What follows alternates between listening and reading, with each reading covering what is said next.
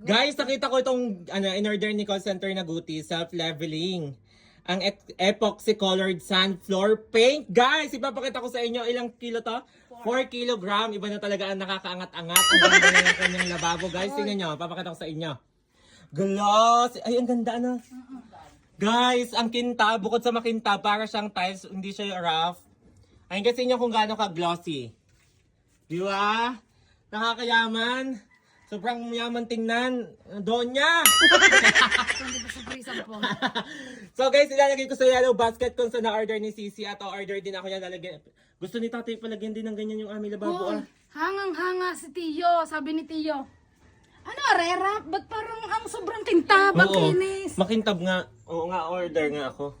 Sabi ni Tiyo ganyan ang ipagagawa namin. Ipagagawa daw niya yung dati niyong tongko. Parang katulad na ipagagawa kay Ga.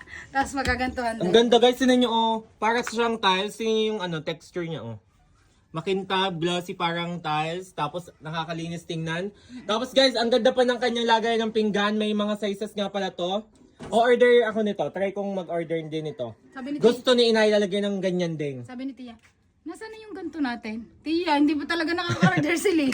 Sabi nga ni Inay, umorder din daw ako na ret na gustuhan niya, lalagyan ng pinggan. Sabi ko, oo Inay, wag palalos-dalos at tayo ba step by step? Ang dami pang gastusin. E di iyan, ngayon pag ako nagkataong naging maluwag-luwag na sa buhay. Order ako na rin. Yan, at saka yan, ito. Kundi mag-loan. Kundi mag-loan sa dunggan. Ang ganda kaya ng pingganan tingnan nyo guys. Yung kay Ga kasi double layer yon, dalawang layer.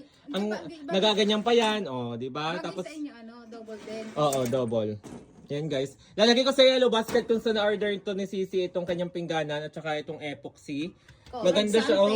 Wala, may ibang kulay niyan or Meron kayong madaming iba-iba kayong pagpipilian ng kulay nito. Anong kulay?